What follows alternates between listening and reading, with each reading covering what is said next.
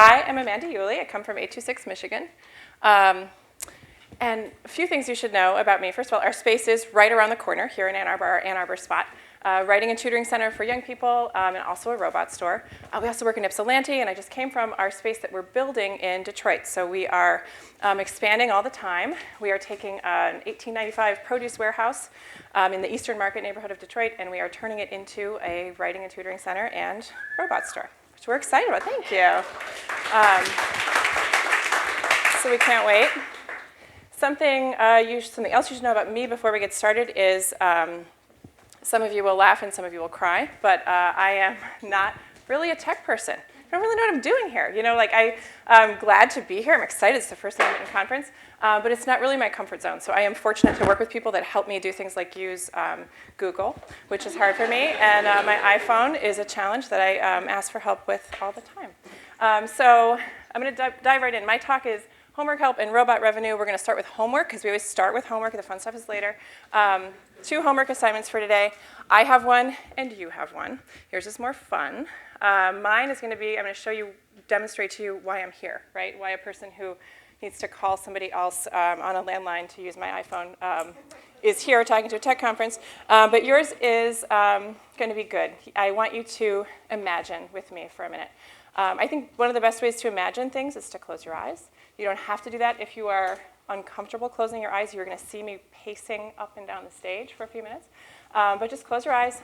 Think of yourself as a 13-year-old person. A 13-year-old person for whom school is hard. And maybe home is hard too.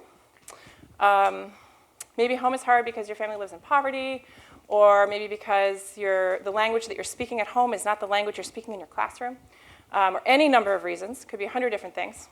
And school is hard. At school you feel maybe lonely or left out. 13, it's kind of rough sometimes, right?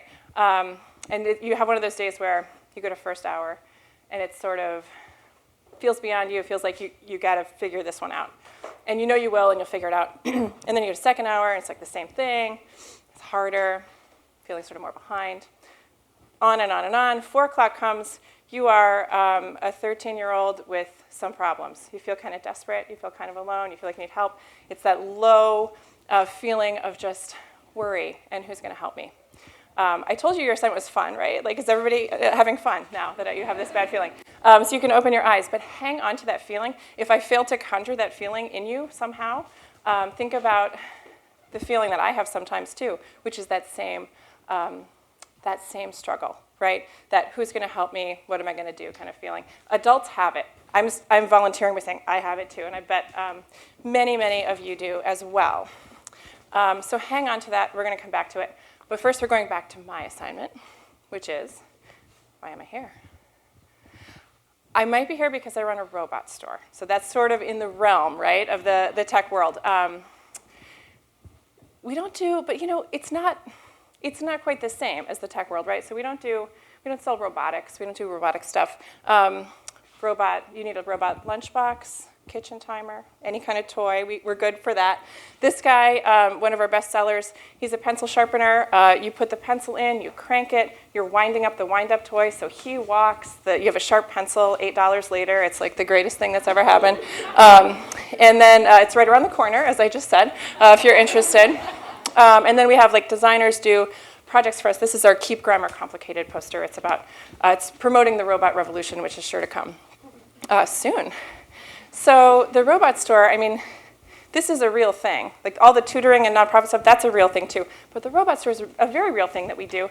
Last year, robot revenue in just it's a little front part of our shop, paid all of our rent and about half of our utilities on that space, which allowed us to do all these free programs for young people. So there are 2 very real things that exist together, and they're important. You may wonder why or how we got the idea to distract ourselves in this way by having a toy store with our nonprofit. Has anybody heard of the author Dave Eggers? Just a few of you. Really? It's only 2 people, maybe. Dave Eggers wrote a book in 2000 called The Heartbreaking Work of Staggering Genius.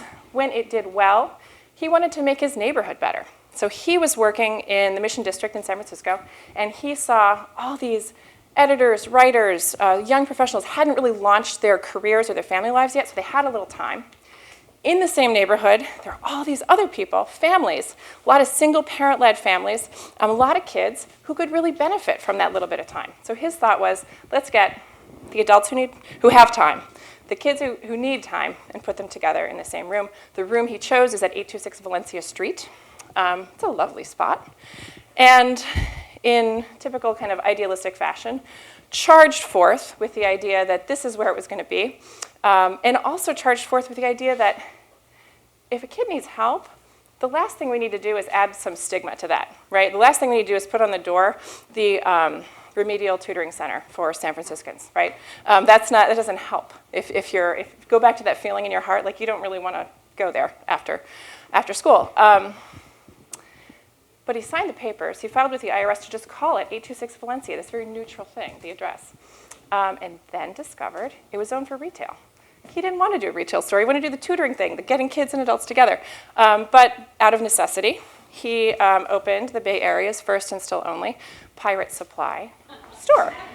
It's in the Bay Area, so naturally all the seafaring Californians that need sea stuff can go there. And they literally sell peg legs if you need them. The budget range is wide. I'm always proud of the sort of economic diversity. You can do a glass eye, which is like about $100, right? But there's also eye patches, which are like $2. So it's totally fine. Like it's for everyone, every pirate. And it's just a lovely spot. So this was born of all this creativity and all this good work that was happening in the neighborhood. But it met this other purpose. And in Ann Arbor, we have this red velvet curtain that divides our little store from our nonprofit organization in the back. But it's all one thing. So if you decide to buy a robot, you're helping us out quite a bit. But that's probably not totally why I'm here. It may be because I run a really great nonprofit organization. You guys, 826 Michigan does super cool stuff. I can't tell you all about it in my short time, but here's some of it. We work at our place and those other cities, Ypsilanti and Detroit.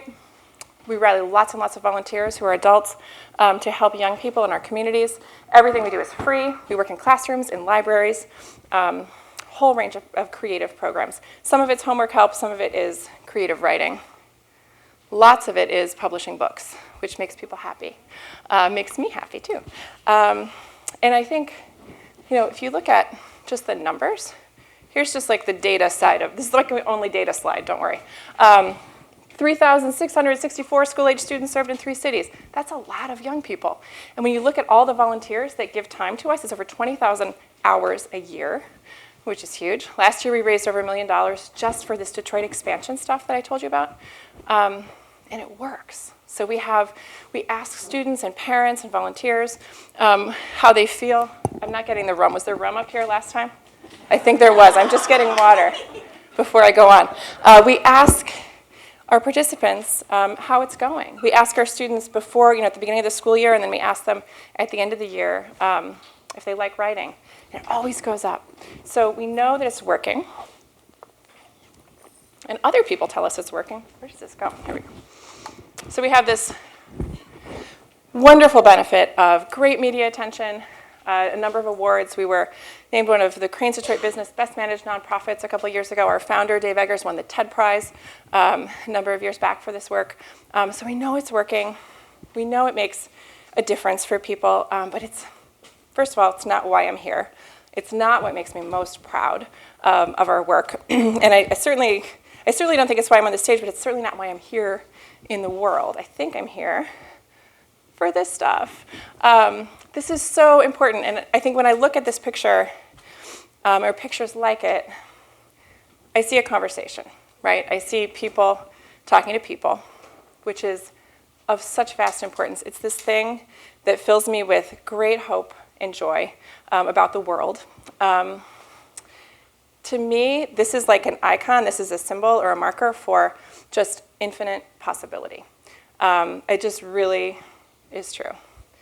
These guys, this is awesome, right? I think we often get caught up in the sense that technology is how that infinite possibility can come into our lives. It's like that saying, like, there's an app for that, like you can always do that. And no offense to the technology people, because it's super important, and we use lots of technology at 826 Michigan.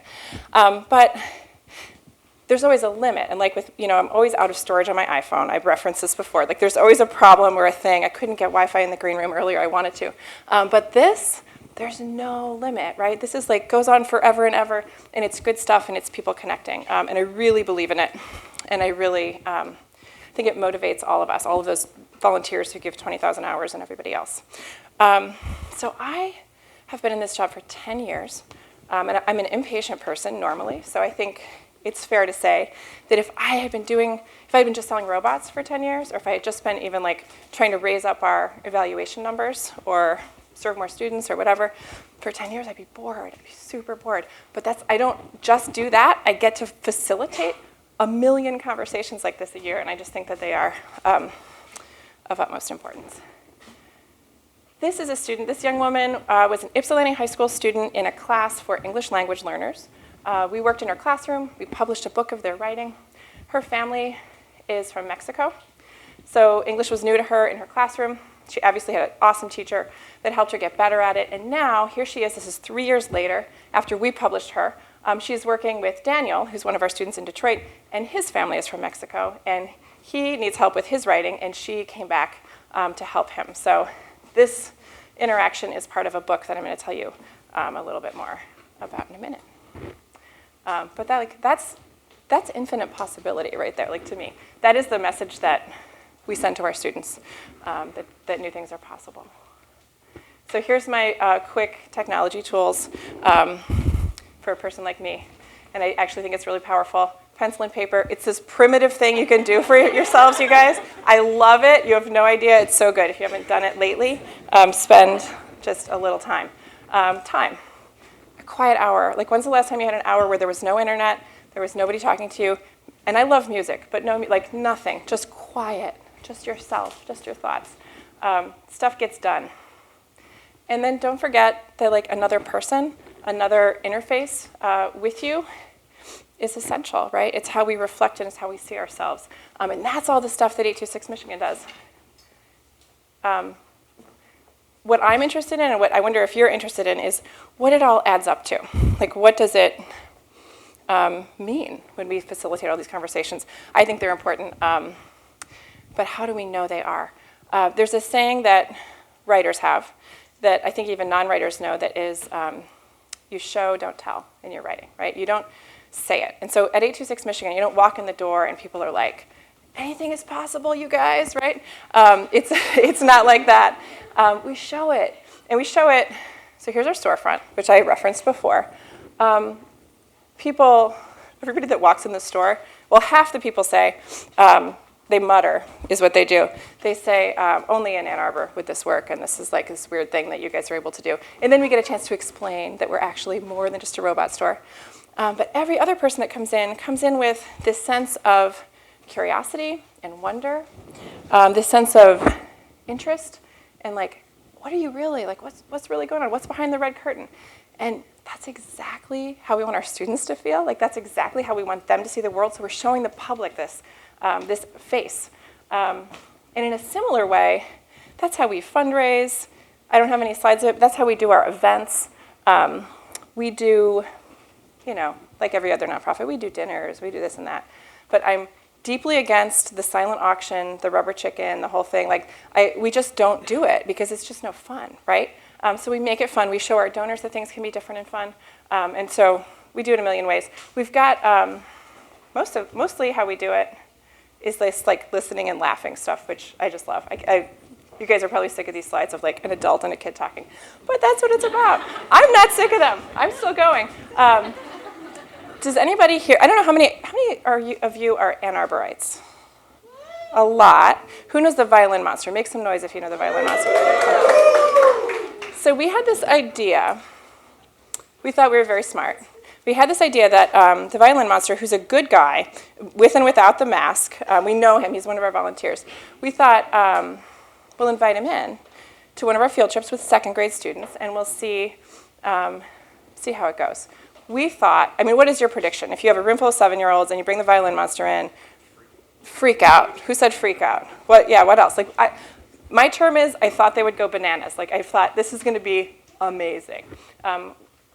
Guess what? Not so much. They, like, just totally, it was just like a whatever moment. And so I was wrong when I invited the violin monster in a way, because I had already, all of us, all of our space, all the stuff we do, we already had shown those students that anything is possible. So when like a werewolf mask wearing violin playing guy comes in, it's just like, oh, that's within the realm of the stuff that happens at this good place and the stuff that's possible. And if you start thinking about that on a small scale, on a violin monster scale, and then you think about students who've never seen anyone in their family go to college, think about what's possible next. Students who don't have any books in their homes. That's true. That's true of a lot of the kids we work with, and we publish books of their writing. Think about that leap in possibility and just the impact, the sort of forever infinite impact that can have. I forgot what my next slide is. I got going. So, think about early on in the talk when I told you to have that horrible feeling. Can we return to that horrible feeling? This is the change, right? It's going from that really heavy, really hard, what am I going to do feeling, to that feeling. And the way we get there is this talking and this human interactions and conversations. And it's really, it's the most important thing we do. Like, it's more important than the books or the store or any of the other stuff. I want to close with a short little story about our last publication project. So I told you before that we worked in this classroom in Detroit last year. We work in lots of classrooms. At any given time, we're in probably 18 or 20 different classrooms throughout a year. And we work with these young people. Every single student in the room was speaking Spanish at home, except for Maria, and she was speaking Portuguese at home. And so we came in and we wanted to write poetry. And we did. It was a great time. We were there every week, a couple of hours, helped the teacher. The teacher had things she wanted to get done every week, and we had ways to help her. When you imagine classrooms that have many, many students, sometimes elementary classrooms have 35, 40, even more students.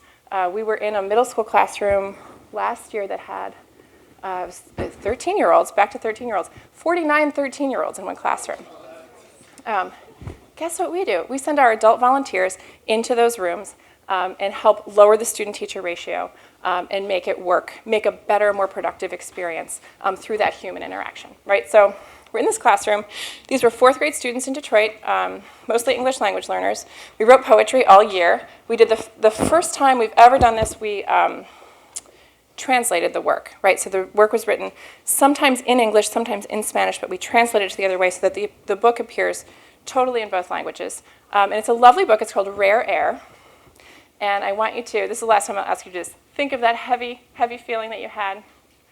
And then think about our student here, Marisol. She said, thank you. She said, thank you for coming. We're published authors, and I'm filled with an extraordinary, overflowing proudness inside of me. That's that difference, right? Here's Jesus. I'll show you a few of these. Thank you for coming to our class. I feel excited like if I were riding down a roller coaster. I feel rich and famous. That's what we want Jesus to feel like, right? Like, that's the feeling we want. That's the change. Here is one of the parents whose son was published in our book. And here's Ramon, who says, thank you for the book. My parents speak only a little English, and they were able to read my poem because it was in Spanish, too. The book makes me feel proud.